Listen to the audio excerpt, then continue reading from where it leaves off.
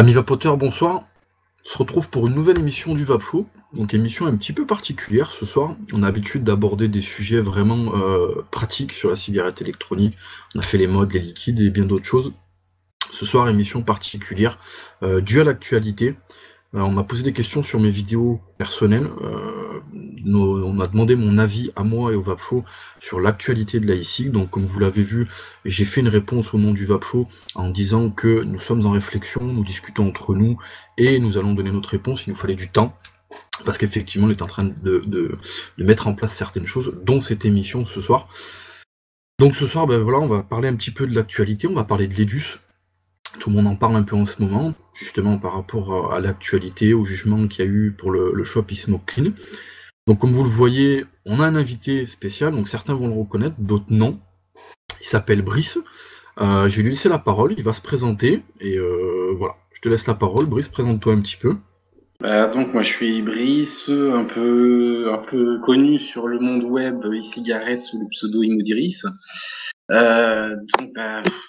Pour me présenter, moi ça fait un peu plus de 5 ans maintenant que je suis dans l'univers de la cigarette électronique.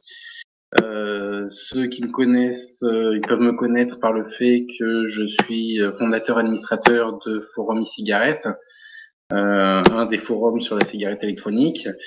Après, pour vous parler encore de moi, donc après l'univers de la vape a continué. J'étais un reviewer comme vous, d'ailleurs, on faisait partie des premiers reviewers. Sauf que moi, je parlais pas. J'aime pas trop ma voix. D'ailleurs, je préfère ne pas m'entendre et je pense que je couperai le son quand c'est ma voix, quand je regarderai l'émission. Donc, vu que je n'aimais pas ma voix, je faisais surtout des tests de comparatif de volume de vapeur, qui était très important au début de la cigarette électronique. Je me rappelle de certaines vidéos. C'était pas ça.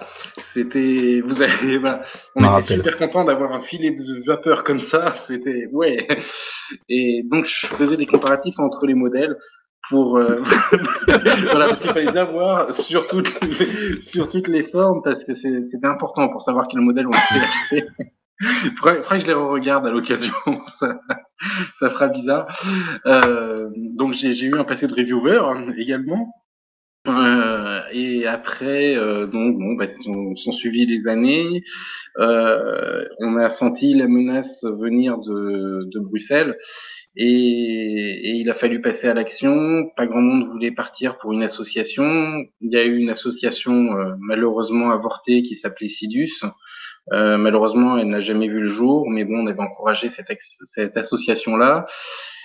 Le temps est passé, on se sentait un peu moins menacé, on s'est senti à nouveau menacé par Bruxelles et il a fallu lancer quelque chose. Donc, il y a moins d'un an maintenant, ça doit faire 9 mois à peu près, quand on a senti qu'on était à la limite et que rien n'arrivait, j'ai pris mon téléphone, j'ai appelé Franck de e-cigarette publique, un des autres forums sur la cigarette électronique, et je lui ai dit voilà, faut qu'on fasse quelque chose, sinon on ne pourra plus vaper librement demain.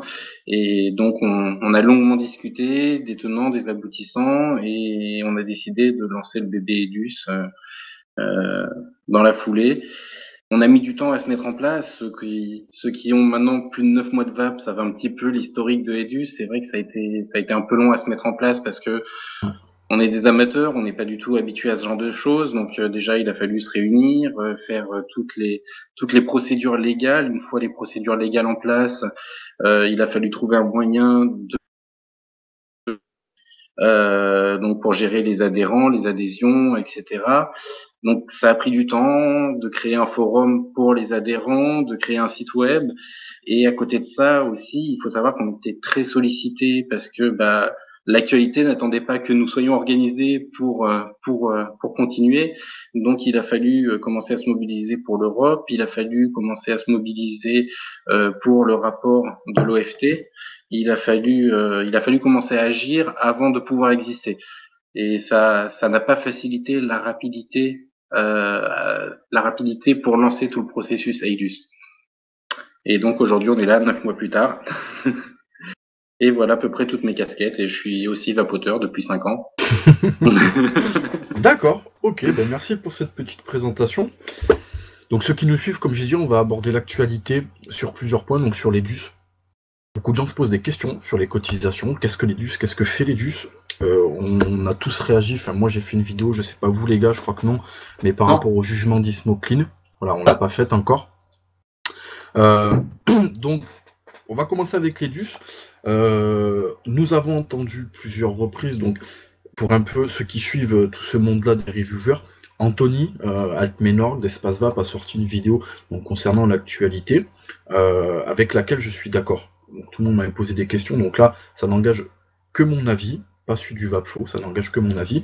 Donc je suis d'accord avec Anthony par rapport à ça, sauf par rapport à l'EDUS, effectivement, où moi je soutiens l'EDUS par une cotisation et par une inscription, mais je ne suis pas d'accord avec certains mouvements dont Anthony parle, comme l'envoi de mails massifs aux députés. Encore une fois, ce n'est que mon avis, mais du coup, ben voilà, Brice est là, on va pouvoir en discuter un petit peu, éclaircir tout ça. Donc, je sais pas, les gars, vous avez des choses à dire, vous, ou pas, par rapport à ça, l'EDUS, des questions, des choses comme ça? Déjà, qu'est-ce que l'EDUS, pourquoi ça a été créé et à quoi ça sert, quoi? D'accord. Donc voilà, la petite question, je pense qu'on se fait le reflet un petit peu des gens. Beaucoup de gens se posent des questions sur les cotisations. Pourquoi on cotise? Pourquoi une mise en place d'une cotisation? À quoi elles servent? Où est cet argent? Qu'est-ce que l'EDUS en fait? Et voilà, qu'est-ce que fait l'EDUS activement? Peut-être qu'on ne le voit pas, parce que c'est vrai qu'il faut suivre. Hein. Moi, si j'étais que vapoteur, entre les reviewers, l'EDUS, le Parlement européen, je pense que j'en aurais jusque-là. Donc c'est voilà, quelles sont les actions de l'EDUS? Pourquoi les cotisations et à quoi vous servent l'argent éventuellement que les gens donnent à l'EDUS? Il y a beaucoup de questions là que tu as oui, posées. Désolé, ça si j'en oublie, il faudra m'en rappeler. Pas de souci. Je te propose qu'on essaye de les refaire dans l'ordre par lesquels tu voudrais qu'on commence. Alors, pourquoi une cotisation? Pourquoi une cotisation? Tout simplement pour rester crédible. Tout à l'origine, on s'est posé la question quand on a fondé, le but est de rassembler, le but est de montrer notre force, de montrer on est tous là. Ce qu'on s'est vite aperçu, c'est qu'une association à cotisation gratuite n'est pas prise au sérieux par les pouvoirs publics et par les médias. Pour vous donner une petite illustration également, je reviens juste un peu sur le passé. Avant qu'on crée les DUS, on a essayé d'interpeller la DGS, on a essayé d'interpeller de nombreux organismes officiels, également les médias, sur des points sensibles. On a eu un nombre incalculable de portes fermées. Vous êtes un forum, vous ne vous intéressez pas. Le minimum syndical pour qu'on s'adresse à vous, petits citoyens, c'est que vous soyez une association. Donc c'est vraiment un truc qui est vexant et qui nous a encouragés à partir dans la voie de l'association pour se faire entendre. Pourquoi les adhésions? Donc on avait commencé par se poser la question des adhésions gratuites, où on nous a dit une association avec adhérents non cotisants, ça n'a aucune valeur d'écoute. Parce que tout le monde peut aller cliquer, tout le monde peut faire un script de génération de mails pour générer des adhérents et donc du coup qui sont fictifs. Et qui sont fictifs, donc ça n'a aucune valeur aux yeux des pouvoirs publics et des médias. Et on nous a fait comprendre au fur et à mesure qu'il y avait pareil une tranche d'argent à partir de laquelle on devenait crédible.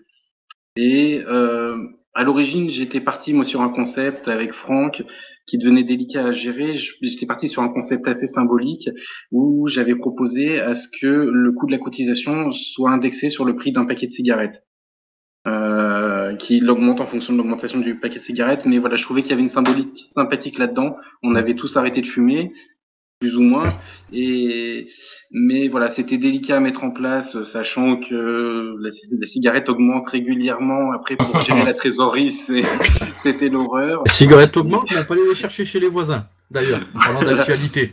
Ouais, mais après, c'est dur à justifier on indexe le prix de la cotisation sur le prix du paquet de clopes en Belgique. Les gens auraient pas trop compris encore, il y aurait eu plein de questions, c'était un bazar. C'est clair. Donc, on est parti sur 10 €, qui était un chiffre assez symbolique, qui n'handicape pas financièrement la personne qui vapote, sachant qu'aujourd'hui, 10 €, on les claque pour un Stardust ou pour, voilà, c'était pas handicapant. On n'hésite pas à s'acheter des mods une fortune ou à s'acheter des e-clopes une fortune. Et symboliquement, ça nous rendait existants au niveau des pouvoirs publics et au niveau des médias. D'accord, donc ces 10 €, ça va ça. Pour résumer, pour ceux qui nous suivent, l'idée était au départ une association gratuite, mais tu t'es rendu compte, toi, à la tête de l'association, qu'il n'y avait aucun pouvoir d'impact par rapport aux gens qu'on voulait toucher, et donc une mise en place de cotisation, peu importe le prix au départ, faisait que effectivement les membres n'étaient pas fictifs, et là on commençait à t'écouter, si je résume bien, c'est ça? Tu résumes bien. D'accord. La crédibilité se paye à l'heure actuelle. C'est dommage, hein, parce que bon après là, on a des C'est considérations dommage, mais face à à la des gens fois, un ça peu. reste compréhensible parce Tout à que, fait. pour vous donner un exemple, je me suis insurgé la dernière fois, certains l'ont très mal pris, contre, bon, c'était pas le fait que c'était une initiative personnelle, j'encourage toujours les initiatives personnelles. Il y a eu une initiative personnelle d'une personne qui a créé une pétition Havas, par rapport au trilogue. Déjà, Havas, on sait jamais qui a créé la pétition. On sait jamais qui est derrière parce qu'il y a juste un prénom et un nom. Avec Havas, on peut récupérer les adresses mail. On sait que malheureusement, le monde de la cigarette électronique, c'est pas le monde des bisounours, c'est qu'il y a plein de margoulins derrière qui seraient très contents d'avoir une base de données de mail comme celle du forum, par exemple. Tout à fait. Et donc, on est très méfiant par rapport à Havas et surtout le fait, par exemple, la pétition qu'on a fait pour remettre aux eurodéputés qui contenait 40 000 signatures, on a préféré développer notre propre script parce que, pareil, avec Havas, rien ne vous empêche de scripter un petit bout de code qui Scripté, va est-ce que tu peux expliquer pour les gens qui nous suivent, parce que pour ceux qui ne le savent pas, donc Brice, dans sa vie de personne tout à fait normale, si on boycotte les dus, tout ça, est informaticien, donc effectivement, il est un peu comme David de Nukeweb, il nous sort des mots, des fois, qu'il ne comprennent pas, donc qu'est-ce qu'un script pour ceux qui ne connaissent pas? Écrire un petit programme, on va dire, qui va aller tout seul signer la pétition. Havas le permet totalement, ça marche sans aucun problème, et pour moi, ça n'a aucune crédibilité. Je me suis senti petit d'aller présenter à Rebecca Taylor quand on a été le 7 octobre à Strasbourg, de lui remettre une pétition avec des signatures qui pouvaient être fictives et voire des signatures de trolls ou des commentaires de trolls avec un script développé comme on a fait pour nous. Au moins, on a une assurance de qualité. On vérifiait les adresses IP, qu'il n'y ait pas d'adresse IP en double, les adresses email, il fallait valider votre signature, donc les adresses email fictives ne marchaient pas. Aujourd'hui, avec Havas, tu signes une pétition avec titi@toto.com, tu passes sans aucun problème. Et donc, c'est pour ça que le système gratuité, pour en revenir à l'association, peu crédible pour les pouvoirs publics et pour les médias, je peux le comprendre. J'arrive à le comprendre, même si je ne le défends pas. Je peux le comprendre parce que nous, on est honnête. Le monde de la vapote consommateur, on va dire, reviewer, le monde de la vapote non vendeur est honnête. Je ne vais pas m'engager sur le terrain. Est honnête, mais il y a d'autres milieux que la vapote où il y a des associations et je suppose que certains ont déjà tenté des entourloupes derrière tout cela. Et donc, on peut comprendre qu'une association non payante ne soit pas considérée comme crédible. Pas considérée, tout à fait. Par contre, une chose importante quand même, et là on parle cotisation, excusez-moi pour la voix. Mais sexy, Merci. Ça me rappelle, quand dans ma jeunesse, il y avait Doc Eddie Fool, ça pourrait faire à peu près pareil. Donc, c'est quand même dire qu'est-ce que l'EDUS parce qu'on a un petit peu brûlé les étapes. Qu'est-ce que l'EDUS à la base? EDUS à la base est une association loi 1901 à but non lucratif. Pour petit rappel d'ailleurs de la loi 1901, parce que des fois j'ai entendu des bruits à droite à gauche, il faut savoir que les associations loi 1901 interdisent les rémunérations du bureau et du conseil d'administration. C'est-à-dire que tout ce que nous faisons est bénévole. On s'est même renseigné et c'est malheureux parce que c'est pas facile à gérer. J'ai une vie professionnelle, comme disait Seb tout à l'heure, j'ai une vie professionnelle à côté. Je dois prendre beaucoup de jours de congé pour EDUS et on s'était renseigné pour voir si je pouvais pas prendre, parce que là j'en étais déjà à 10-15 jours de congé pour EDUS, si je pouvais pas prendre des congés sans solde dans ma boîte et me faire rembourser du coup ma journée de travail perdue par EDUS. Même cela m'est impossible parce que ça serait considéré comme une rémunération détournée. Donc au niveau, il ne peut rien avoir comme utilisation des cotisations par le CA à des fins personnelles. C'est complètement bloqué par l'association de 1901. Bien sûr, moi après on verra la prochaine AG pour les adhérents. Il y aura le trésorier qui vous détaillera de toute façon chacune des dépenses qui ont été faites. Je suis obligé de garder tous les tickets. Hier j'ai pris le métro pour aller à l'INC et j'ai dû garder le justificatif du métro que j'ai encore dans ma poche parce qu'il faut que je justifie chacune des petites dépenses que je dois faire pour l'AIDUS. Du coup, ça peut rassurer un peu les gens sur la cotisation, à quoi elle sert, qui sera la question après par rapport à l'argent. Mais voilà, effectivement, j'étais dans une association moi aussi avec cette même loi, une association sportive, et effectivement, aucune rémunération, quelle qu'elle soit, officielle ou non officielle, peut être faite. Donc effectivement, ça peut pas être mis dans ta poche pour les mauvaises. Ça peut pas être mis dans ma poche. Ouais. Donc voilà, pour EDUS, c'est une association loi 1901 et donc notre but était surtout de porter la voix des consommateurs auprès des médias et des personnels politiques parce que malheureusement en tant que simple vapoteur, même quand on est mu, qu'on dit voilà on représente 20 000 vapoteurs, si on n'est pas une association, on n'existe pas. Donc EIDUS a été créé pour se faire le porte-parole des vapoteurs. Alors, bien sûr, EIDUS ne peut pas représenter tous les vapoteurs. C'est pour ça que sur le site EIDUS, il y a notre profession de foi, donc qui explique nos engagements, pourquoi on veut se battre, et après, libre aux personnes d'adhérer en fonction de cette profession de foi. Combien d'adhérents tu as pour l'instant ? Combien d'adhérents ? Alors nous, on fonctionne beaucoup en inscrits, parce que les adhésions, les gens peuvent mettre une semaine, 2 semaines, à payer leur cotisation. Mais en général, ils la payent. Il y a très peu de suppression. Donc, on se base plutôt sur le nombre d'inscrits au site, sachant que tous les mois, les inscrits qui n'ont pas payé sont sortis. Et aujourd'hui, on est à 3000 inscrits.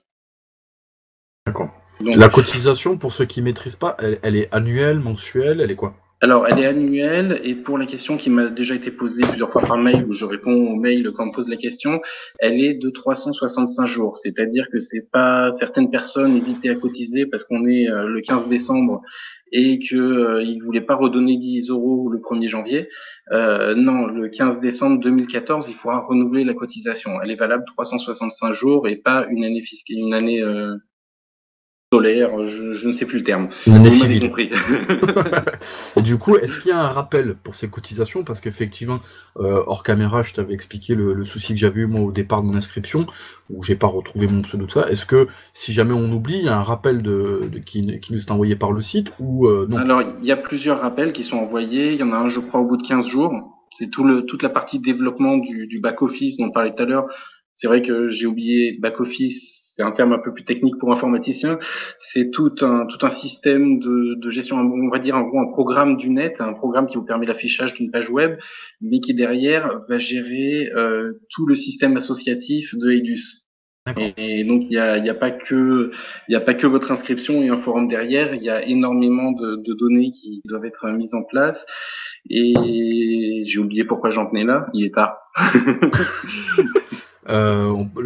Pour le rappel de cotisation. Si jamais pour le rappel de cotisation, tout à fait.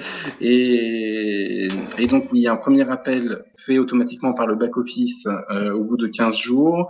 Il me semble au bout de 3 semaines et 1 mois. Comme il y aura aussi, alors on n'a pas encore pu les tester parce que l'association n'a pas encore 1 an, il y aura aussi des rappels automatiques quand votre adhésion arrivera bientôt à échéance. Normalement, je crois que c'est 1 mois avant la fin de votre adhésion. Un mail automatique arrivera pour vous dire votre adhésion est bientôt finie, pensez à la renouveler. Et donc voilà. D'accord. Ok. Messieurs, est-ce que vous avez des questions par rapport au sujet qu'on a abordé là ? Pour l'instant, non. Non. Hervé moi, je suis un petit peu sur. C'est peut-être un autre sujet, mais je suis un petit peu sur le site de l'EDUS justement, et je me réjouissais un petit peu de voir cet article qui parlait de l'INC. Et donc du regroupement, entre guillemets, si on peut passer un regroupement, du CACE, de l'OFT et de l'EDUS. Tu peux nous en parler un petit peu Ça, si tu veux bien, Hervé, on l'aborde après. On va finir les petites questions basiques et après on va rentrer dans le gras du sujet de l'EDUS, qu'est-ce qu'elle fait, ces articles-là, si ça te dérange pas. Non, c'est bon. C'est toi qui présente ce soir. Ça marche, merci. Qu'est-ce que tu veux C'est vrai, c'est moi. Donc juste pour finir, parce que ça on m'a posé la question plusieurs fois. Donc on a parlé que tu pouvais pas te rémunérer, etc. On m'a posé la question, donc je rappelle à ceux qui nous suivent que l'EDUS c'est une association. Il y a des points que Brice ne pourra pas aborder, qui doivent être tenus secrets, puisque c'est des choses qui ne peuvent pas s'évoquer, donc il répondra du mieux qu'il peut. Combien vous avez pu récolter et à quoi concrètement te sert cet argent? Qu'est-ce que tu en fais du coup? Combien j'ai pu récolter, j'ai pu récolter. Eidus a pu récolter, c'est facile à calculer, hein, c'est 10 € par cotisation. On a négocié avec PayPal un très faible taux de prélèvement de PayPal pour se fournir. D'ailleurs, pour ça, les vapoteurs nous ont beaucoup aidés là-dessus aussi, parce que je ne sais pas si vous vous souvenez, au moment du lancement d'Eidus, on avait mobilisé tout le monde sur Forum e-cigarette pour calculer combien d'argent était passé par le point des ventes sur Forum e-cigarette, par PayPal. Je crois que sur 2012, si ma mémoire est bonne, on était passé à 250 000 € qui avaient transité par PayPal. Oui, moi aussi, quand on m'a donné le chiffre, j'ai fait ça nous a beaucoup aidé, parce qu'avec PayPal, du coup, on leur a dit, regardez, regardez tout l'argent on vous a fait gagner. On a besoin de se défendre. Vous pouvez nous faire un taux Rikiki pour vos... Et ils nous ont fait un taux Rikiki. C'est cool. Donc ça nous a beaucoup aidé. Donc le chiffre d'affaires, on va dire d'Eidus, même si j'aime pas le terme de chiffre d'affaires, mais malheureusement c'est comme ça que ça s'appelle comptablement. Le chiffre d'affaires d'Eidus est facile à calculer, vu qu'il suffit de multiplier par 10 le nombre d'adhérents pour connaître quel est le chiffre d'affaires d'Eidus. Et au niveau de l'utilisation de la trésorerie, pour être transparent, parce que je m'en suis jamais caché là-dessus, il faut savoir que le compte en banque de l'Eidus est quasiment plein. Faut compter moins de 1 000 €. Je peux pas vous dire comme ça précisément parce que j'ai pas encore vu le trésorier. Je pense qu'on est dans les 500 € de dépenses depuis un an à peu près. Parce que il nous a fallu 2 oriflammes pour aller manifester à Strasbourg. Il y a eu 2-3 déplacements où je prends à ma charge l'essence pour me déplacer quand il y a besoin d'aller à une interview à Europe 1, à Strasbourg ou autre. Par contre, c'est vrai que je facture les transports en commun par Eidus, ce qui est rare, c'est un ticket de métro. Quand je dois me déplacer à Strasbourg, j'y vais pas en TGV, mais en voiture. Donc c'est des tickets de métro, des tickets de parking là que j'utilise la carte bleue d'Eidus. Mais voilà, il doit y avoir je pense, maximum 500 000 € de dépensés sur la trésorerie totale d'Eidus. On préfère se garder des fonds de côté, déjà parce qu'on n'a pas de besoin de dépenses. Je vois pas à quoi nous serviraient pour l'instant les fonds. On a toujours réussi à marcher par le système D. Pour moi, la VAP, c'est aussi et beaucoup ça. C'est le système D, l'entraide, et aujourd'hui, la plupart de nos besoins ont pu nous être fournis gratuitement par les vapoteurs, par les adhérents, et donc cette trésorerie, on la met de côté au cas où un jour on ait une grosse dépense à faire pour des frais d'avocat, pour des frais divers où on sera obligé là de taper sur du lourd. Donc on la met de côté. Vous en gardez sous le pied dans le cas où il y en a besoin. Et bon, tout ça aussi sera rendu public à l'AG.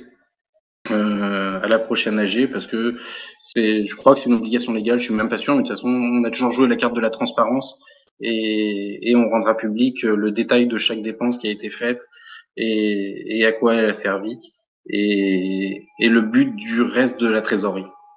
Je dis pas de bêtises, je crois qu'effectivement c'est une obligation. Pour les membres, ouais, tous les ans de publier ça, tout ce qui a été fait, etc. On avait l'intention de le faire de toute façon, obligatoire ou pas. Parce qu'on estime que la transparence est la moindre des choses. La transparence, c'est vrai, primordial. Ouais, tout à fait. Merci pour la réponse à ces questions. J'en vois pas d'autres comme ça, on va dire des petites questions techniques. Donc du coup, on va enchaîner sur ta question, Hervé, donc qui concerne effectivement qu'est-ce que fait l'EDUS là, en ce moment, par rapport à l'actualité qu'on voit. Donc je te laisse reformuler ta question, Hervé.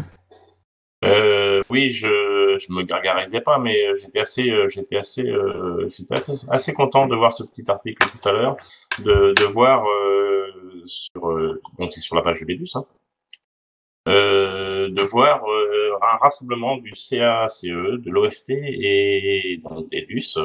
Donc moi, ce qui me fait plaisir, c'est que les regroupements se regroupent ensemble. Je pense que ça va faire un peu plus de poids. C'est pas vraiment un regroupement, par contre, là-dessus, c'est pas vraiment une union, parce que, par exemple, hier, il y a eu des moments où ça pouvait être assez tendu. c'est plus, on est autour de la même table. Voilà. C'est plus, voilà, on va pas se regrouper. C'est pas pour autant qu'on va parler toujours d'une même voix. Mais voilà, on est autour d'une même table et on peut chacun apporter notre pierre à l'édifice pour faire en sorte que le résultat soit optimal. Voilà, sur le moment présent, c'est un collectif, quoi. C'est un collectif quelque part, oui. Et on va jouer collectif. Voilà, c'est un peu plus le terme. On va jouer collectif, sachant que dans le cas présent, Aidus va être plutôt le trouble fait, et c'est pour ça qu'on était aussi assez content, je t'avoue, hier soir, du résultat, parce qu'on savait pas du tout où est-ce qu'on allait aller. Il faut savoir que, bon, à l'origine, on avait une idée des grands axes, mais tout à l'origine, on a reçu une lettre de 60 millions de consommateurs, espérant que la page était tournée des erreurs du passé et qui nous demandait de nous rencontrer. Et donc au début c'était assez flou de pourquoi, de comment, de qu'est-ce qui allait se passer. Et donc bon, on a avancé au fur et à mesure. Et ce qu'il faut savoir, c'est qu'au milieu de tout ça, Idus c'est un peu le troublion dont ils ne peuvent pas se passer, parce qu'ils se sont bien aperçus que la communauté des vapoteurs était très active, pouvait beaucoup leur nuire, parce que là où on va pouvoir se gargariser, comme tu disais tout à l'heure, là où on va pouvoir encore se gargariser, c'est que la vapote permet des choses historiques. C'est aussi historique la remise en question qui s'est passée de 60 millions de consommateurs.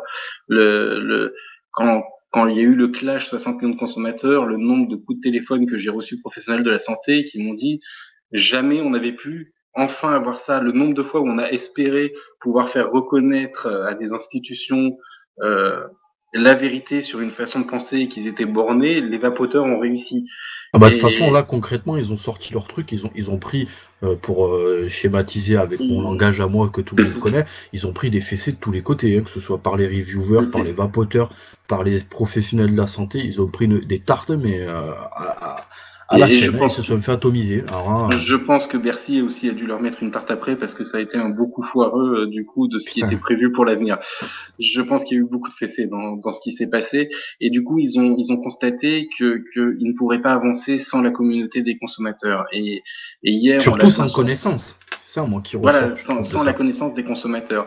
Et hier, on a bien senti qu'on était les troublions, mais à la fois on a été pris très très au sérieux. De manière, bon, on n'est pas arrivé les mains dans les poches. On est arrivé avec des arguments, avec des dossiers, avec tout préparé par rapport au sujet qui allait être abordé. Et donc on a pu bien avancer. Et notre voix avait énormément de poids sur ce qui a été décidé au niveau des constructions d'avenir.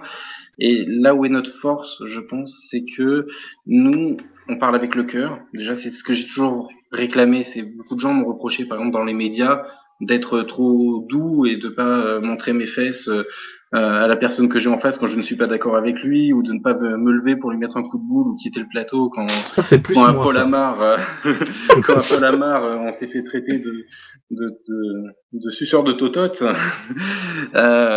Mais voilà Et fallait que tu lui mettes un Genesis à 15 watts, hein. mais donc, merde, je sais même plus pourquoi j'en venais là d'ailleurs. Par rapport à 60 millions de consommateurs. Voilà, parce que voilà, notre force, voilà, c'est ce que je veux dire.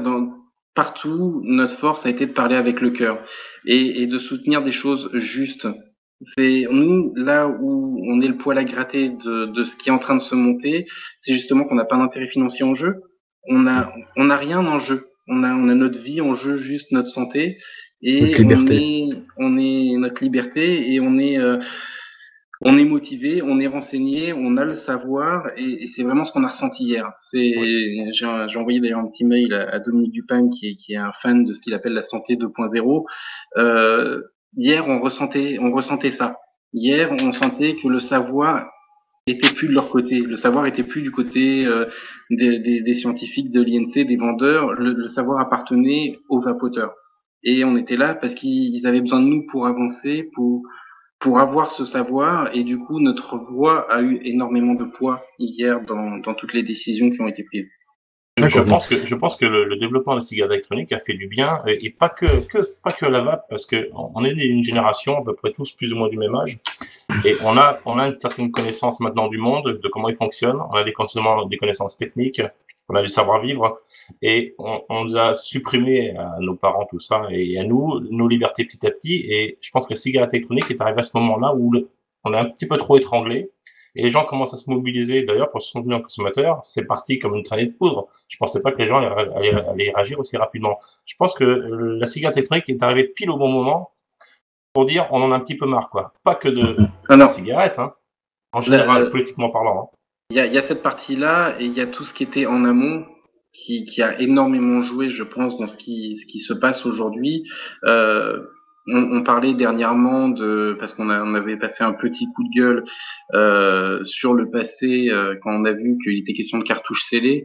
On avait passé un petit coup de gueule en disant voilà, on espère que les vendeurs nous feront pas le même coup parce qu'on sentait bien certains très intéressés par ça, ne feraient pas le même coup qu'il y a 3 ans quand l'AFSAPS avait voulu obliger les cartouches scellées justement et interdire les liquides, où tous les vendeurs avaient vu non, mais en fait c'est génial ça, parce que 9 € les 5 cartouches, je marge encore mieux. Et donc tous les vendeurs étaient allez-y l'AFSAPS, et on s'est retrouvé les vapoteurs seuls contre l'AFSAPS. Bon, à l'époque il n'y avait pas d'association, mais on a réussi quand même à faire plier. Ça a été très très dur, on a réussi à faire plier, et oh putain il est tard, je suis désolé. Je suis vraiment pas de souci.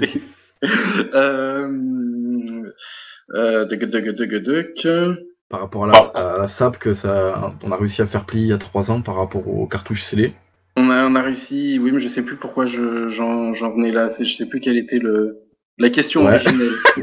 On a le droit de le dire, pour notre excuse, il est 2h30 du matin. Tout à fait, je fais une petite piqûre de rappel le temps que tu te rappelles de ça. Donc pour ceux qui connaissent pas ou alors qui n'ont pas suivi, on parle de 60 millions de consommateurs. Donc il y a quelques temps de ça, 60 millions de consommateurs connus pour d'autres choses dans d'autres domaines, a sorti un article accablant sur la cigarette électronique, sur sa dangerosité, sur éventuellement le fait que c'était cancérigène ou d'autres choses comme ça, avec un protocole d'essai qui était très nébuleux.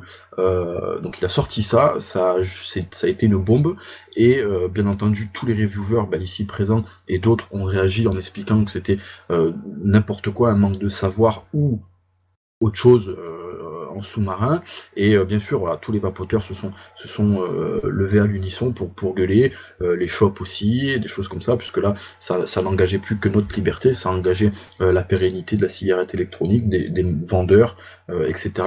Donc voilà, pour ceux qui n'ont pas suivi, c'est ce qui s'est passé avec 60 millions de consommateurs, et évidemment, à force de prendre des claques à répétition, ils sont revenus sur ce qu'ils avaient dit, en expliquant qu'effectivement le protocole était un peu chelou. C'est même le patron, je crois, de 60 millions de consommateurs qui avait fait qui s'était exprimé sur le sujet, il me semble. Oui, si je dis pas de bêtises. Voilà, c'est le patron de 60, donc faire sortir le patron de son bureau, c'est quand même joli, effectivement. Et on a eu aussi le soutien de pas mal de professionnels de santé. On s'en voit de plus en plus. Ouais, parce que c'est vrai que pour ceux, il y a beaucoup de débutants qui se posent des questions, qui arrivent à ce moment-là de l'actualité, et effectivement là où je te rejoins, Brice, c'est que pour plein de choses. T'es trop fort. Ça y est, t'as réussi à rebondir du coup sur le sujet qu'on avait perdu. C'était ça, on parlait des 5 ans qui ont amené à la vape et au mouvement de liberté aujourd'hui et de la revendication. C'est magique. Vas-y, je t'en prie. J'arrivais plus à me souvenir, j'étais là, bon ben non, je crois que c'est foutu. Vas-y, je t'en prie. C'est magique. Non, c'est la chance du débutant, ça. C'était par rapport à ça, oui, je voulais te dire, c'est tout ce qu'on a traversé. L'AFSAPS aurait eu gain de cause il y a 3 ans, ils nous auraient tués. On serait pas là aujourd'hui. On a eu de la chance de ne pas être pris au sérieux, les vapoteurs, d'être considérés comme des geeks dans leur garage, et pas être pris au sérieux, qu'on nous laisse le temps de devenir nombreux, organisés, militants. À 200 à l'époque, sur un forum, on faisait pas peur. Maintenant, à 1,5 million de vapoteurs, on commence à faire peur. On représente une masse électorale, on représente beaucoup. Et il y a un phénomène qui est né depuis le début et qui est la source de tout ça, je pense, c'est que la cigarette électronique nous a permis de nous débarrasser du tabac. pour la plupart, et a fait de nous des militants. La plupart, même un vapoteur qui ne fréquente pas les forums, qui ne regarde pas les reviews, qui ne regarde pas, est un militant dans l'âme. Il va croiser un copain qui est fumeur, il va lui faire essayer sa cigarette électronique, il va lui expliquer, et on est tous des militants, et là, il commence à trouver que ça fait beaucoup de militants. Et je pense que on a cette chance maintenant d'être nombreux à militer, on a de la chance que ça se passe maintenant. Ça serait passé, ne serait-ce qu'un an plus tôt, ils pouvaient nous tuer dans l'œuf sans aucune difficulté, personne n'aurait bronché. Moi, ce que je voulais préciser, c'est vrai que tu l'as dit tout à l'heure par rapport à ça. Il y a plein de sujets dans le monde, dans nos vies politiques, des sujets sur la grande distribution, sur les médicaments, ce que vous voulez, où effectivement il y a beaucoup de choses qui se passent en sous-marin et qu'on ne maîtrise pas, peu importe qui. La cigarette électronique, beaucoup de gens ont voulu s'emparer du sujet. Tu en parlais tout à l'heure, les professionnels, des choses comme ça. C'est vrai que ces gens-là manquent. Alors maintenant, ça tend vers le mieux, mais ces gens-là manquent de technicité, de connaissances, pas mal de chocs malheureusement aussi. Et c'est vrai que donc pour les débutants, j'invite vraiment les débutants à venir voir sur les forums où les gens comme nous ici, donc toi qui es plus revieweur, Brice, tu es pris par l'ELUS, mais des gens qui font des revues ou des gens qui sont très actifs. Là. Ah mais c'est vrai que voilà, toi t'es un peu moins dispo, mais voilà, les gens qui sont actifs sur tous les sujets, où effectivement j'estime, sans nous lancer de fleurs, que ceux qui sont à la pointe du savoir par rapport à la cigarette électronique, c'est nous, et c'est pas parce qu'effectivement un médecin peut dire oui c'est bien ou c'est pas bien, mais lui il l'utilise pas. Moi ça fait maintenant plus de 2 ans que je vapote, et moi je l'ai ressenti, ça m'a fait du bien physiquement, je suis moins mal dans ma peau, j'ai gagné de l'argent, etc. Donc c'est vrai que ce que tu disais tout à l'heure, faut se méfier avec tout ça. Je suis à moitié d'accord avec toi, parce qu'on a besoin des deux. On a besoin, nous, on est la preuve humaine, on va dire extérieure, mais on n'est pas à l'abri de ce qui peut se passer dans le futur. Et la communauté scientifique nous rejoint aujourd'hui parce qu'elle y voit enfin de la matière intéressante à creuser, parce que aujourd'hui les professionnels de la santé traitent que de sujets qui sont déjà dans les bouquins. Il y a très peu de sujets qui sortent des bouquins. Là, il y a un sujet très intéressant et ils nous sont indispensables. Je crois qu'elle a été rendue publique. J'espère que je ne fais pas de boulette si elle n'a pas été rendue publique, du dernier papier de Farsalinos. Où justement c'est magnifique de constater l'étude qu'il a fait sur je ne sais plus quelle partie du corps humain, parce que je l'ai vite fait survoler, c'était hier soir qu'on me l'a transmise, je ne sais plus quelle partie du corps humain, où sur un vapoteur, ben en fait elle est redevenue comme celle d'une personne non fumeur ou d'un ancien fumeur qui aurait arrêté de fumer. On s'aperçoit, et ce point de détail là est très important. Pareil, pour l'avenir, t'es d'accord avec moi qu'au départ, prouver que ce qu'on ressent, ce que notre corps ressent, se justifie par ce qu'on analyse dans notre corps. Nous, on n'est pas capable d'aller analyser dans notre corps dans quel état sont nos poumons. Donc, on aura besoin de beaucoup travailler avec eux, comme eux auront beaucoup besoin de travailler avec nous, pour qu'on arrive à comprendre au mieux et à optimiser au mieux, surtout parce que on n'est pas à l'abri de découvrir que demain telle fibre dans un atomiseur ou telle molécule dans un liquide est nocive, et là-dessus on aura besoin d'eux pour nous tirer la sonnette d'alarme. On a réussi à le faire aujourd'hui sans eux, hein. Je pense au diacétyl, je pense à d'autres choses. La communauté vapoteur a réussi à le faire. Mais il y a des particularités qui peuvent toucher notre corps et qu'on s'en aperçoit pas nous tout de suite, et on aura besoin d'eux là-dessus pour nous tirer la sonnette d'alarme et vite faire changer la cigarette électronique pour pas qu'elle continue à présenter ces risques si éventuellement ils existent. Et t'es d'accord avec moi qu'au départ quand même, ils étaient pas avec nous, il y en a très peu qui ont soutenu le mouvement.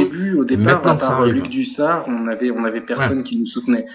Maintenant ça arrive. Assez nouveau. Voilà. Ce que je veux dire moi, c'est que j'accorde plus d'importance à une information technique, physique ou quoi que ce soit de vapoteurs confirmés qu'à un médecin. Je te rejoins sur la durée, il faudra vérifier ces choses-là. On l'a dit dans nos vidéos respectives qu'effectivement la cigarette électronique, à notre sens, n'était pas nocive. Maintenant, il faut voir dans le temps, on est les premiers à le dire, il faut vérifier tout ça, mais c'était surtout par rapport au côté technique.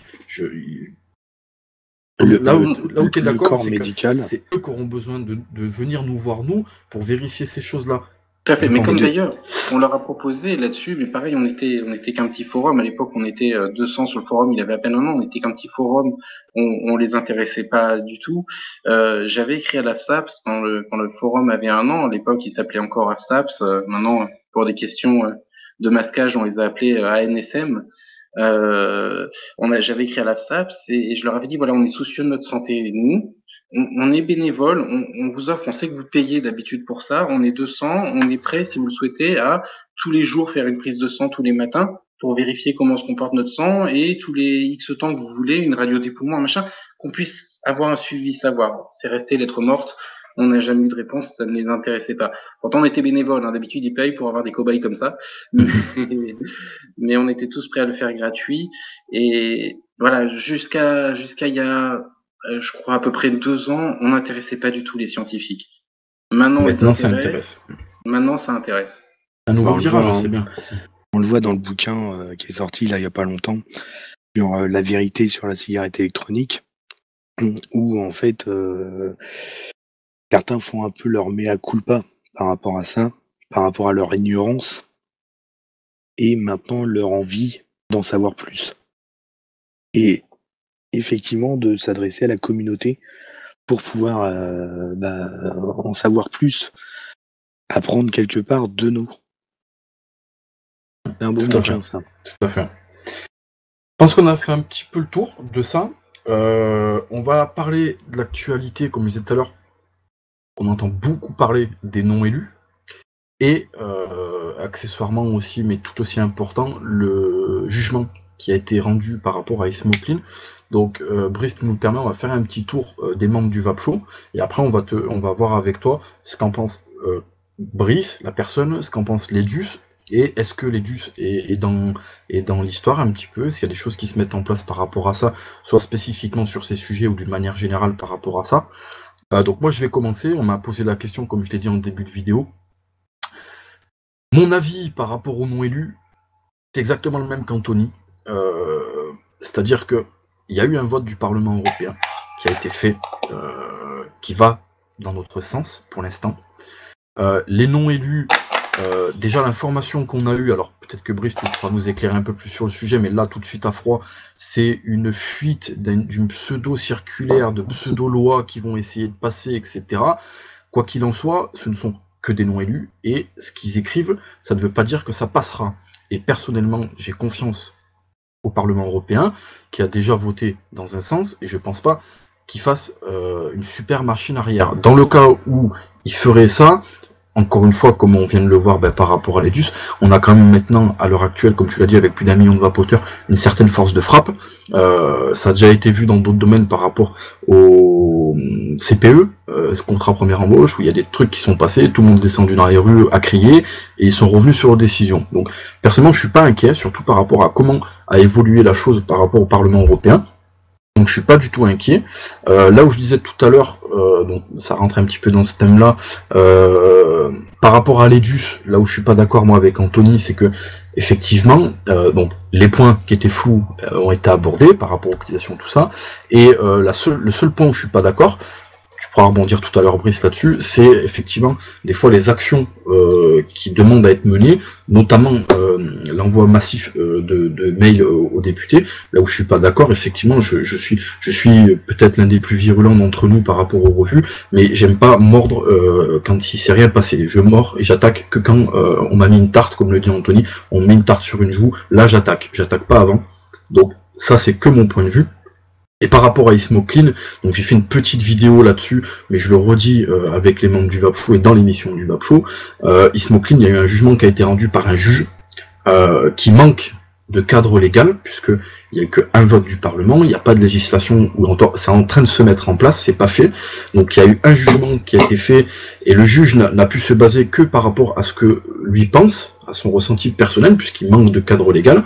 Donc effectivement, il a tranché contre Ismoclean. Maintenant, Ismoclean a fait appel.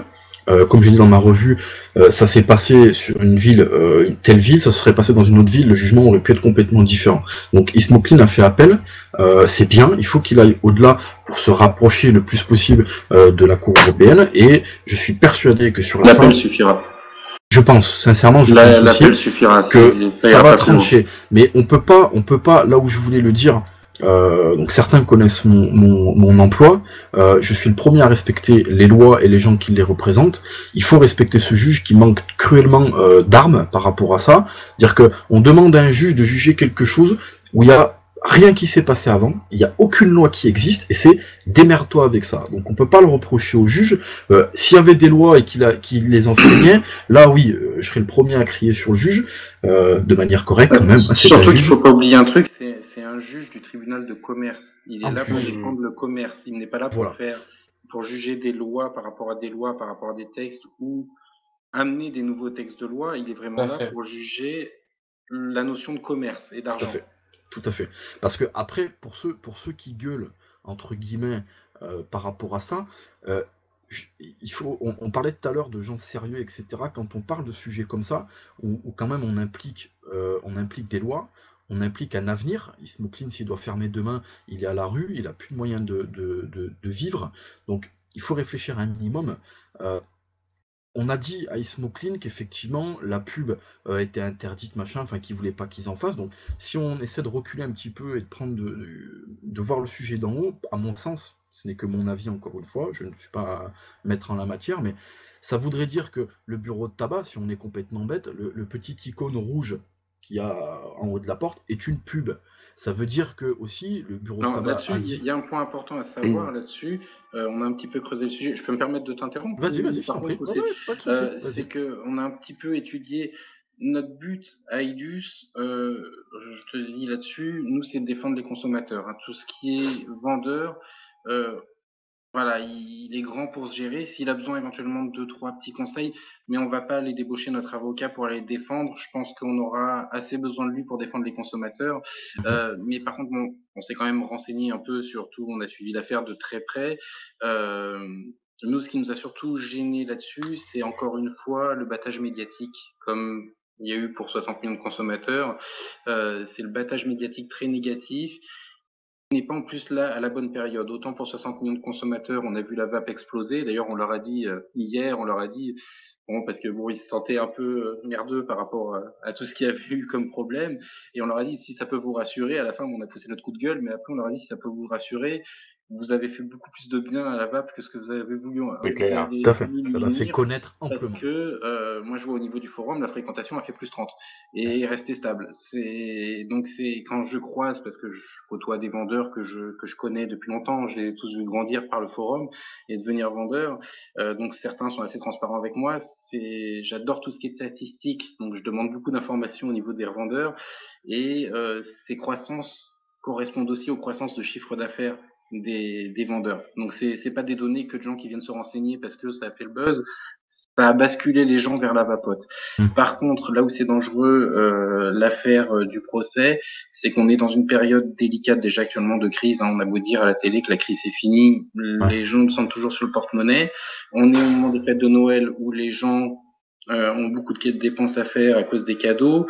Les gens vont réaliser après au 1er janvier que ça serait bien que je diminue le budget tabac et là vont peut-être se réintéresser. Mais par contre, ça a été sachant qu'il va y avoir une hausse, tous les autres qui hésitaient, les petits nombres qui hésitaient avant la reprise du 1er janvier.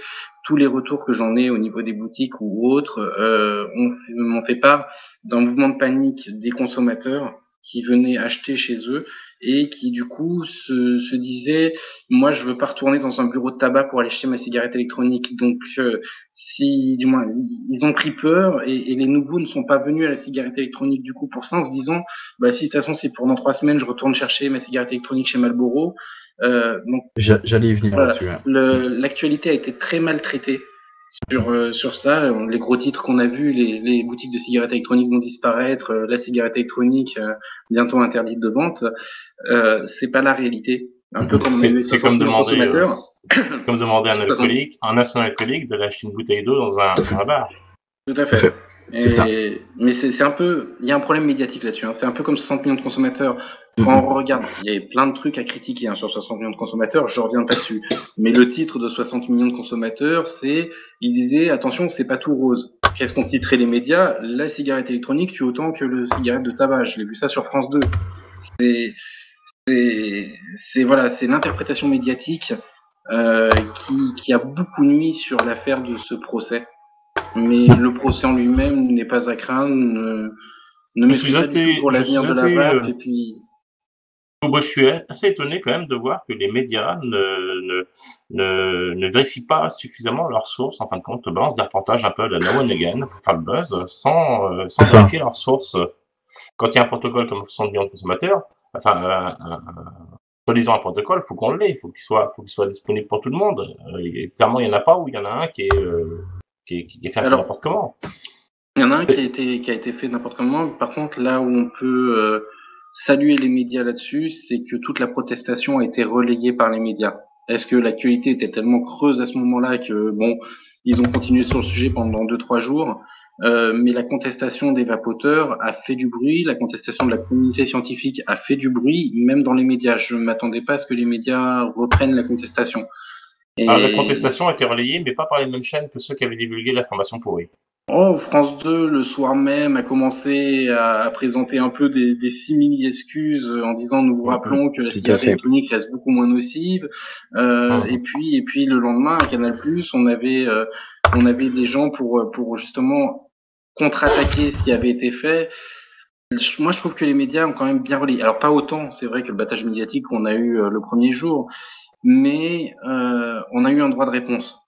On a eu un droit de réponse. Avec l'affaire du procès, le droit de réponse, pour l'instant, il est nul. Je crois que j'ai juste vu un titre sur le site de TF1 et ça s'arrête là, de l'avocat de TF1 qui explique comment ce jugement n'aura pas de suite en appel.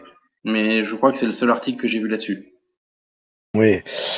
Par rapport à cette histoire de jugement, il y a quand même une chose importante et un message à passer de manière générale à toutes les boutiques. Parce qu'il faut voir une chose, c'est que il y a quand même certains messages qui sont mis en devanture, qui sont assez agressifs, qui sont assez éloquents. On a vu une photo de la vitrine avec un mégot écrasé, avec beaucoup de rapport avec la cigarette. Et quelque part, je pense que le tribunal de commerce peut-être aussi jugé par rapport à ça. Parce que si demain j'ouvre une boutique de bagnole et je montre des motos accidentées pour dire venez, prenez une voiture, c'est plus sûr. C'est un peu. Ça va réveiller les vendeurs de moto. À ce moment-là, tu demandes aux vendeurs de retirer ces publicités. Là, le juge a quand même été loin en disant il vous est interdit de vendre des cigarettes électroniques. On jugeait pas que ce truc-là. Juste, je rebondis, comme je vous disais, je suis désolé, il faudra me faire signe, je suis une pipelette. Vas-y. Mais j'ai oublié de terminer tout à l'heure par rapport à ce que tu disais, Seb. Par rapport aux petits losanges des buralistes ou les autres choses, on s'est un peu renseigné parce qu'on a suivi l'histoire, et il faut savoir que la pub est autorisée dans le bureau de tabac. On a beau dire la pub est interdite. Oui, mais ils ont droit à un périmètre, du moins il y a tout un truc, il y a un pavé comme ça à lire sur les droits qu'ils ont. C'est comme sur le cinéma, ils ont quand même des droits. Sur le sport, ils ont quand même des droits. On voit des NF qui courent partout en disant la publicité est interdite, on va faire fermer tout ce qui existe au niveau publicité indirecte pour le tabac. Le tabac a quand même pas mal de droits. J'ai même reçu dernièrement un magazine, je sais pas où il est, je suis en train de le chercher, parce qu'on a eu une interview dans la revue des tabacs. Une page sur 2, c'est une pub pour les marques de tabac, par exemple. Donc la publicité n'est pas interdite partout. Ils ont un pavé comme ça d'autorisation, dont celle dans les boutiques et visible plus ou moins de l'extérieur, du moins il y a tout un truc à lire, donc ils ont quand même le droit, eux, d'afficher leur pub. Et ils voudraient derrière interdire que ce que je voulais dire, c'est que il y a dans ce jugement, dans l'esprit de ce jugement, il y a quand même un côté assez ubuesque de choses qui peuvent pas être mises en place. Si t'as vu, je l'ai placé celui-là, ubuesque. Il y a Ismoclean doit fermer, admettons qu'il ferme, ça crée quand même une jurisprudence, ça voudrait dire que demain tout le monde pourrait attaquer. Il ferme en appel, parce que là, le procès qu'il y a eu ne peut pas faire jurisprudence. Non, bien sûr, mais imaginons que quelque chose de posé, il peut pas vendre, maintenant c'est interdit la vente, ça voudrait dire quand même qu'il y a je sais pas combien de shops qui doivent fermer en France, qui doivent fermer peut-être à l'étranger, c'est quelque chose qui, concrètement, techniquement parlant, est juste un truc de barge à mettre en place. Donc, il faut arrêter de paniquer direct. Ah, c'est pas bien. Il faut attendre, je pense. Il faut voir les choses. Il faut laisser faire les choses. Tu en parlais tout à l'heure, Brice. Il y a des gens qui mettent des choses qui sont en place. Ismocline a un avocat, a fait appel. L'EDUS travaille dans le sens de la cigarette électronique. Il faut arrêter de péter un plomb pour ça. Et pour continuer dans ce sujet... Ça dépend. Je suis pas forcément d'accord avec toi là-dessus.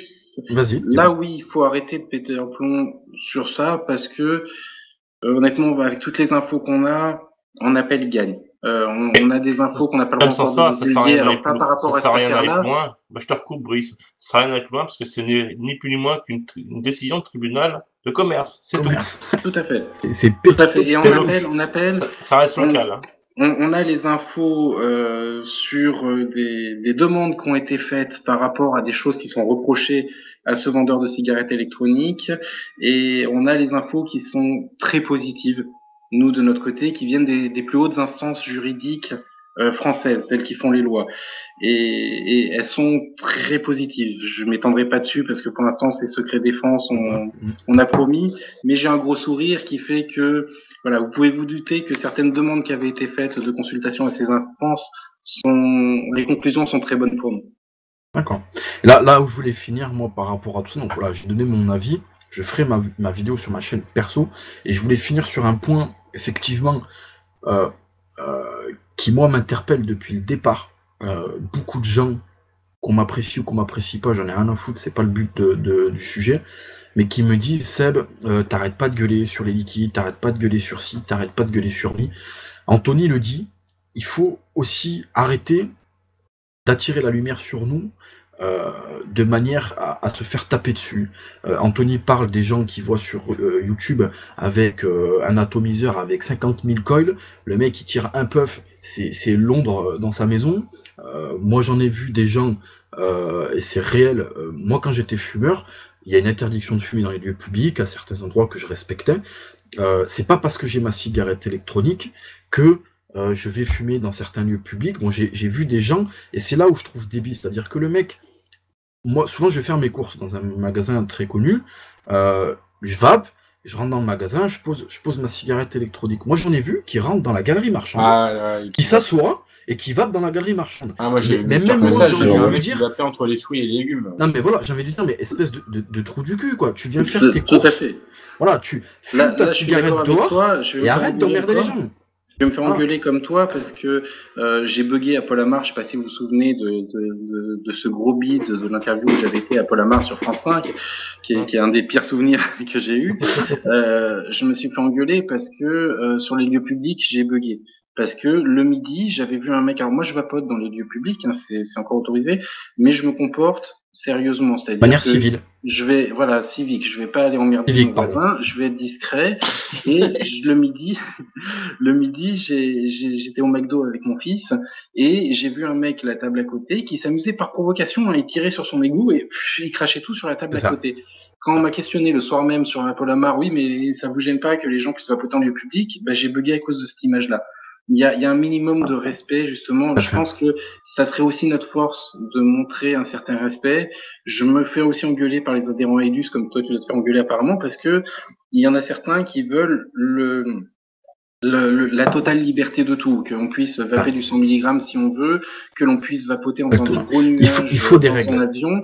Je trouve que là où EDUS justement se bat et se fait reconnaître du coup ce qui nous amène l'INC qu'on a eu il y a quelques jours, ce qui nous amène le rapport de l'OFT, c'est que l'on sait se montrer raisonnable aussi.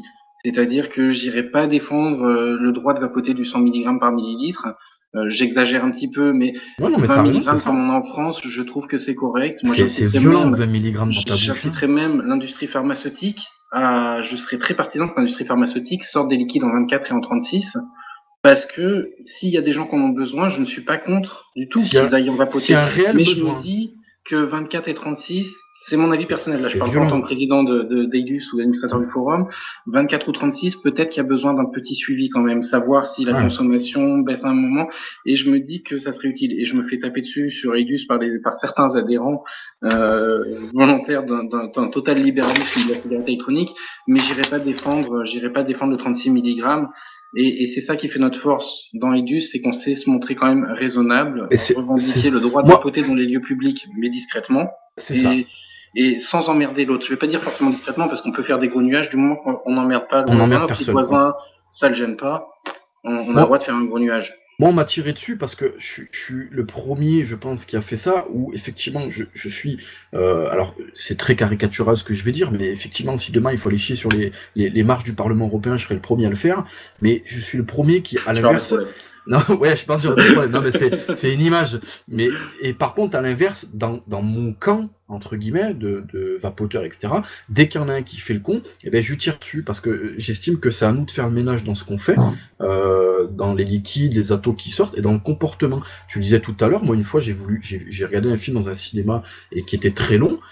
Oui, j'aurais pu sortir ma cigarette électronique, faire des nuages de fou, mais je me suis dit, on est dans un lieu où les gens sont tranquilles, il y a des enfants aussi, donc c'est peut-être pas une bonne image de leur montrer quelqu'un qui produit de la vapeur, parce qu'ils n'ont pas encore la différence entre la cigarette et la cigarette électronique, c'est des sujets qui leur échappent complètement. Mais j'ai tiré quelques taffes sur ma cigarette électronique, j'ai craché en bas, personne m'a vu, et voilà, j'aurais pu, oui, le mec qui vient me virer, je lui ai dit, mais je t'emmerde, j'ai le droit, il n'y a aucune loi qui m'interdit, mais c'est débile, et ça tend la perche aux gens pour nous tirer dessus, on va dire, putain, les vapoteurs, regardez, si tu me permets, je voudrais juste choper ta perche, pour faire un truc important, justement, et appeler ceux qui vont regarder ça, à appeler à ce civisme-là. On va en avoir besoin par rapport à tout ce qui s'est passé hier, tout ce qui on l'a déjà fait, on va en avoir besoin sur les 3 prochaines années. De montrer cette exemplarité du vapoteur, ce qui s'est joué hier, l'article dont on parlait tout à l'heure, qu'on a publié, de cette réunion qu'on a eue à l'INC. La France va être un laboratoire pour l'Europe pendant 3 ans. On en parlait un petit peu en off tout à l'heure, je vais pas m'étendre trop sur le sujet parce qu'il y a plein de trucs qu'on ne peut pas encore dire, mais la France va être un laboratoire pour l'Europe pendant 3 ans. Si on arrive à montrer en France que les vapoteurs sont capables de se prendre en main et arrive à amener à des produits sains, à une organisation saine, à se montrer responsable, on va aider toute l'Europe entière. Enfin, on va pas aider que la France. De toute façon, tout sujet a besoin de lois, a besoin de règles, parce que quand il n'y a pas de règles, de toute façon, c'est l'anarchie. C'est comme ça pour tout, il faut des règles et des lois, donc automatiquement, il y en a qui vont aller pour nous, dans notre sens, et il y en a qui vont aller à l'encontre de nous. Tu parlais des taux de nicotine, je sais pas ce qui sera défini dans l'avenir, mais il y a des trucs qui vont pas nous plaire, mais effectivement, il faut pouvoir aussi donner pour recevoir. C'est comme ça que ça fonctionne pour tout le monde, et ça a toujours fonctionné ainsi. Donc c'est vrai que voilà, il faut arrêter. Et on parlait des shops tout à l'heure, ça pareil, c'est un truc qui commence à vraiment me casser les couilles assez menu. C'est que il y a les shops, comme tu disais tout à l'heure, c'est les premiers aussi à gueuler, à dire ah voilà, le jugement, demain on peut m'attaquer, etc. Mais les shops aussi, il faut qu'ils arrêtent, la plupart, de faire n'importe quoi. Quand tu vends des trucs, alors je sais pas, là on rentre dans des considérations qui sont vraiment personnelles pour chacun, mais moi il y a plein de shops, quand je les vois, je me dis mais c'est n'importe quoi. Tu vends des trucs pas bons, tu vends du mauvais matériel, donc le gars il gueule, tu fais des prix exorbitants, donc voilà, ça attire des gens peut-être mal intentionnés, ça attire des mauvaises conclusions des gens. Moi, il y a plein de gens qui sont venus me voir et qui m'ont vu avec ma cigarette électronique, donc, notamment dans mon travail, qui m'ont dit ouais, qu'est-ce que tu fais avec ta merde? Mais je lui ai dit qu'est-ce qu'il y a? Je lui ai expliqué et il m'a dit moi j'ai un pote qui s'appelle José, s'il voit l'émission, salut à toi, qui avait testé une cigarette électronique qui se foutait de ma gueule. Et il est allé voir un magasin et il revient et il me dit c'est de la merde. De la merde, c'est pas bon. Ben, je lui dis mais pourquoi, explique-moi. Il m'a sorti une cigarette électronique de fou, de je sais pas d'où le shop il tient ça, qui est pas bonne, qui fonctionne pas. J'ai même un très gros doute sur la durée en termes de sécurité de la batterie, etc. Ben, je lui ai dit oui, qu'est-ce que tu veux que ça fonctionne? Donc j'ai filé du matos à moi, il a kiffé, il va peut-être s'y mettre, mais ce que je veux dire c'est que là, un mec comme ça, s'il était pas tombé sur moi, demain ça aurait été le premier à dire ouais non, la cigarette électronique, j'ai une batterie, elle a explosé dans mon sac, c'était dégueulasse, je comprends pas ce qu'ils font. Donc ça tourne les gens contre nous, et donc c'est tout le monde, c'est les vapoteurs, les fabricants, c'est les shops, c'est les associations comme Ledus ou autres, les reviewers, parce qu'on a quand même une certaine, même si certains n'aiment pas nos gueules, on a un certain impact sur le public. C'est tous ces gens-là qui doivent avoir une prise de conscience collective et faire les choses correctement pour que, comme tu le dis, à l'avenir, on soit propre, que ça soit transparent et que ça fonctionne dans la durée. Alors pour les vendeurs, cette information a été un peu publique là-dessus. Pour les vendeurs, ce qu'on a vu hier avec l'INC, qu'on a défendu, c'est aussi un système de label de qualité. Une norme, je vais pas m'étendre là-dessus. Certaines normes seraient trop longues à obtenir, du moins il y a beaucoup de complexité, on n'a que 3 ans, donc faut qu'on se dépêche. Et la solution idéale là-dessus était un label de qualité qui pourrait, pourquoi pas après, faire office de loi. On n'autoriserait que ce label de qualité. Mais on s'est dit comment faire du marché quelque chose de sain, c'est d'approuver que l'ego de Joytech, je ne fais aucune pub, c'est un truc pris au pif, l'ego du distributeur Joytech est certifié conforme vapote saine, entre guillemets, pas vapote saine, mais vous voyez ce que je veux dire. Quoi. Vapote correct.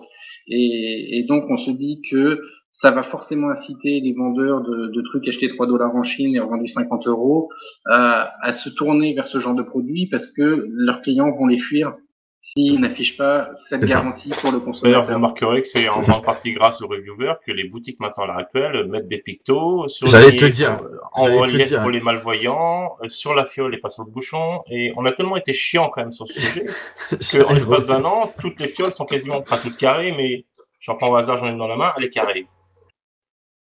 J'allais te dire, on a vu le truc apparaître, j'allais exactement dire la même chose que toi, Hervé. On a été les premiers à décortiquer des bouteilles et à dire ça, c'est pas bien. Et effectivement, on a vu pousser, et c'est très bien, des marques qui ont mis des pictos, qui ont mis des informations, qui ont été transparents. Alors peut-être pas publiquement, mais en tout cas avec nous. Moi, j'ai plein d'informations qu'on m'a données sur différentes marques, d'où ça vient, comment c'est fait, où est-ce que c'est fait, et c'est très bien. Et c'est ce que je disais tout à l'heure. À partir du moment où on fait les choses correctement, les gens ils suivent et ils font les choses correctement. C'est très bien. Alors pour les pictos, il y avait eu un combat avant, je sais pas si vous aviez connu à cette époque-là, il y a 3 ans sur le forum à peu près, où on avait été obligé à l'époque de boycotter les vendeurs, de les menacer de boycott. Bon, à l'époque, il n'y avait pas 150 vendeurs, donc c'était facile à gérer. Ils étaient obligés de venir sur le forum pour exister parce que c'était le moyen de communication, il n'y avait pas de boutique physique. Et on avait fini par en arriver aux extrêmes en disant tous ceux qui ne mettront pas de picto, c'est fini, c'est boycott, vous êtes déréférencés. Ils sont tous mis au picto et au bouchon de sécurité. Il y en a 2-3 qui ont voulu jouer les rebelles, qui ont vu de vie que ça leur desservait plus qu'autre chose, et qui sont venus aussi au picto et au bouchon de sécurité. La prise de conscience collective, ça fonctionne. Ça fonctionne pour tout et pour plein de choses, et c'est ce qu'il faut faire. Il faut un minimum d'efforts pour les shops quand même. Il faut quand même qu'ils aient de la transparence et qu'ils fassent aussi un minimum d'efforts. Je veux dire, à un moment donné, il faut que le gars puisse savoir ce qu'il y a là-dedans, ou sur le site, une adresse pour aller sur le site pour aller aux informations, un minimum de sécurité, un minimum de tout. Si tu veux être clean et être plein dans l'avenir, il faut être carré, quoi. Il faut montrer pas de blanche. C'est ça. C'est une des demandes d'ailleurs que nous avons formulées hier, qui a été validée, approuvée au niveau de tout l'avenir de la cigarette électronique, la transparence. On a énormément insisté là-dessus, ça a été approuvé, validé. Ça fait 2 ans que je le dis, 2 ans que je le dis. La totale transparence du contenu des arômes, du contenu des liquides, ça aura lieu, ça va avoir lieu. Il faut le mettre en place. Mais bon, on a vendu ça, on s'est servi du cas du diacétyl que je sais pas si vous avez connu, je sais plus il y a combien de temps c'était ça. On s'est servi de cette expérience-là en disant justement voilà, il y aura peut-être pas la possibilité pour ce consortium qui est en train de se monter de pouvoir tout analyser.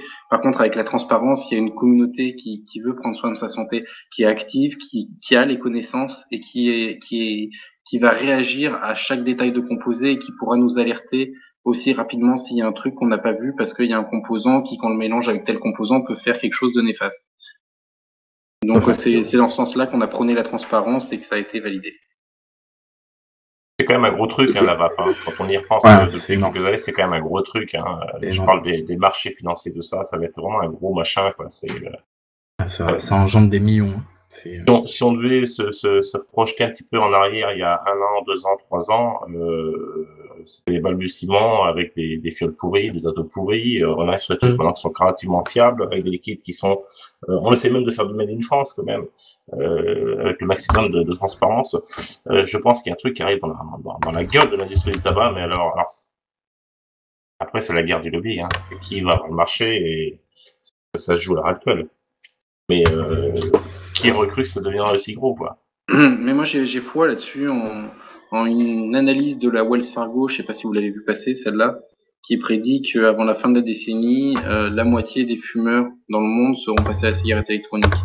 J'ai foi. Si on se débrouille bien, si on se bat bien, j'ai foi qu'on y arrivera. Pour l'instant, moi, je bouquine les revues scientifiques. J'ai pas un mois sans un article sur la cigarette électronique et dans le sens de la cigarette électronique. J'en ai pas un seul article scientifique qui casse la cigarette électronique. À chaque fois, c'est des éléments qui viennent se greffer en plus et qui confirment nos ressentis. On n'a pas tout, bien sûr, mais rien qui permet de dire aux professionnels de santé, aux politiques, que c'est pas bon. Je pense que, messieurs, on a fait le tour. Un peu de ce sujet-là. L'émission est plus longue. Je veux revenir sur un petit point. Tu sais, je suis toujours en mode pipelette. Tu m'as pas fait stop. Parce que en fait, t'es passé du coq à l'âne à un moment. Je voulais juste revenir. Tu parlais de ton désaccord. On en a déjà un petit peu parlé sur la bonne idée d'envoyer en masse des courriers aux eurodéputés. Comme j'avais commencé à dire un peu tout à l'heure, j'étais aussi dubitatif au début. Je me suis demandé l'intérêt. À la fois, je me suis dit, les vapoteurs ont le besoin de se sentir actifs parce que, comme on l'a expliqué plusieurs fois sur les forums, on a besoin de travailler dans la confidentialité. On a vu des gens râler parce que la cotisation était de 10 €. On sait très bien que les DNF, l'industrie du tabac, l'industrie pharma, les 10 € ne leur ont pas fait peur pour avoir un coup d'avance sur l'échiquier, et on est obligé d'avancer dans la discrétion sur tout ce qu'on fait. La réunion d'INC, par exemple, hier, on ne pouvait pas la rendre publique. Ça aurait vite permis à nos détracteurs de stopper tout net à coup de millions ou à coup d'autres arguments. Et donc, je repasse sur le sujet de ces courriers. J'étais aussi un peu dubitatif, mais on sentait un besoin des gens de militer. On s'est dit, ça fera pas de mal forcément. Ça peut apporter du bien et on ne pense pas que ça fera du mal. On a entendu parler de certains que oui, les courriers étaient insultants. Dans les retours qu'on a, parce qu'on a notre réseau au niveau européen, on a notre réseau bien implanté au niveau des politiques, les cas de courriers insultants étaient très rares. Était très très rare, mais le nombre de courriers reçus, alors ils n'ont pas lu tous les courriers, hein, ils ont... Ah merde, parce que c'est attendez, j'ai l'écran qui s'est coupé, vous m'avez? Oui. Oui, excusez-moi, j'ai mon écran qui s'est coupé, je sais pas ce qui s'est passé. Donc les courriers, oui, les députés ne lisent pas leurs courriers pour la plupart. Certains lisent leurs courriers, mais ils ont des gens qui les trient pour eux. Mais par contre, voilà, un député qui reçoit 1000 courriers sur un même sujet, son secrétaire va quand même lui dire: tu as reçu 1000 courriers sur la cigarette électronique. Ce député va du coup aller demander des comptes au chef de parti, tout ça, pour savoir un peu plus, parce qu'il sait qu'il est sous surveillance de 1000 personnes, 1000 électeurs, qui sont intéressés par un sujet.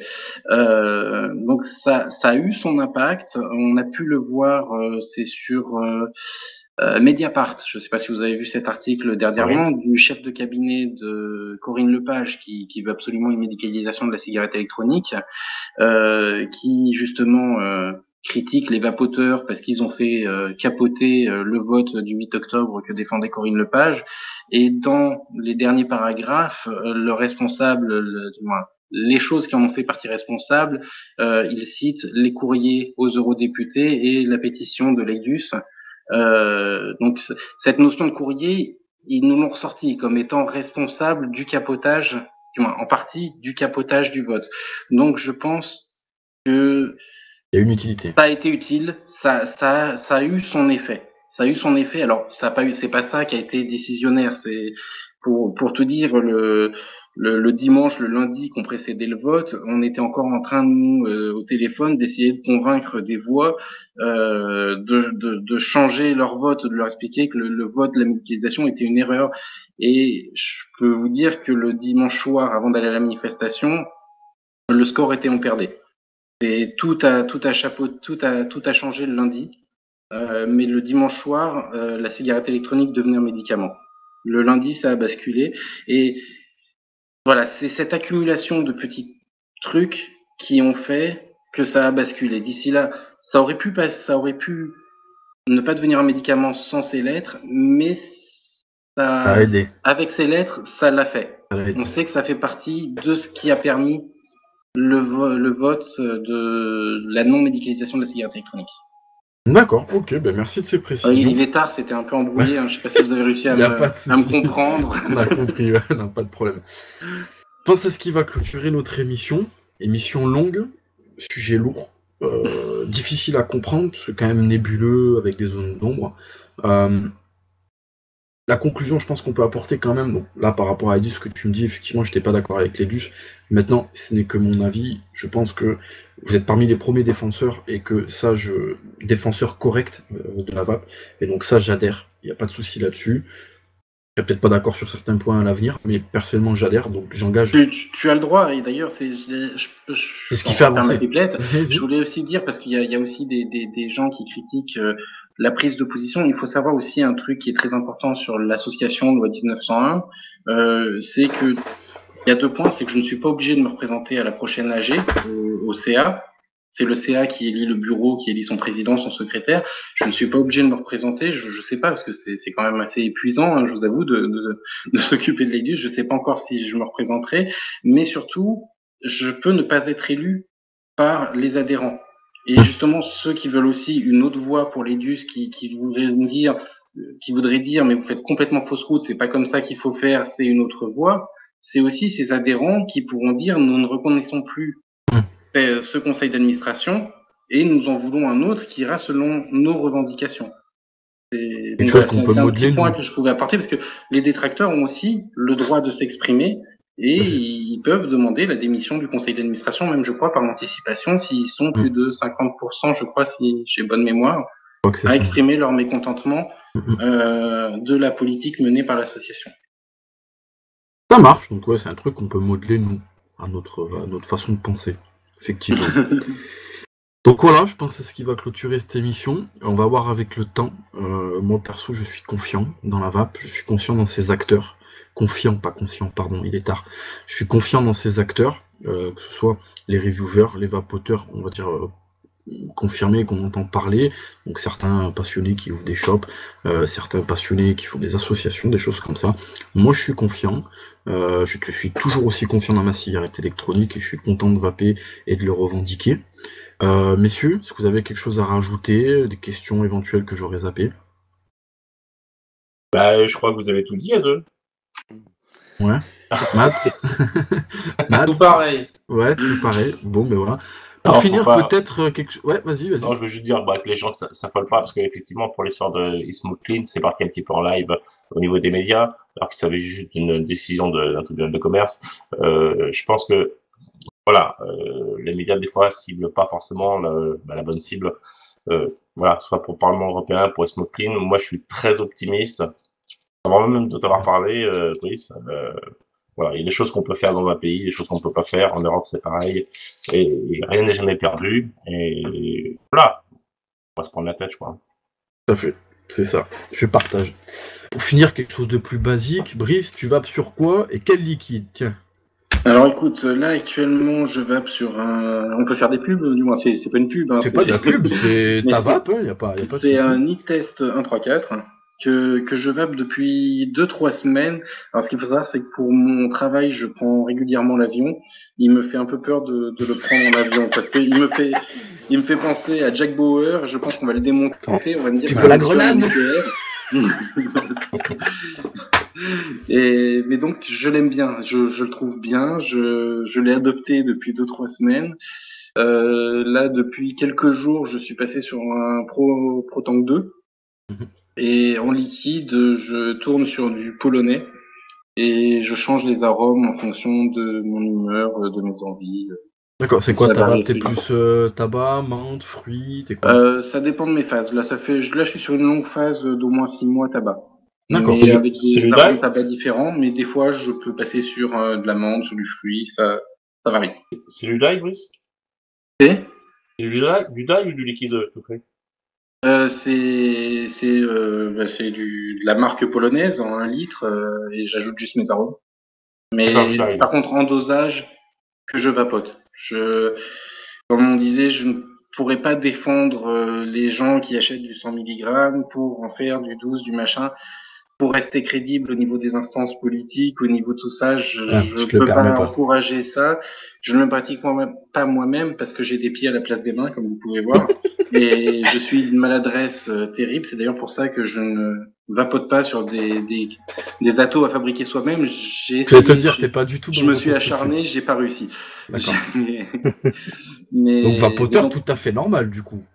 vapoteur, du coup, tout à fait normal. Vraiment, ouais, lambda quoi. D'accord, ok. Messieurs, Brice, vous avez rien à rajouter? Non, C'est c'est tout bon. Oh, tout bon.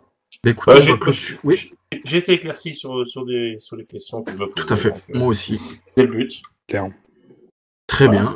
Eh bien, écoutez, je pense qu'on va clôturer l'émission sur ça. Et donc pour finir, je vais vous souhaiter une bonne vape et une bonne soirée. Bah, pareillement. Salut, salut.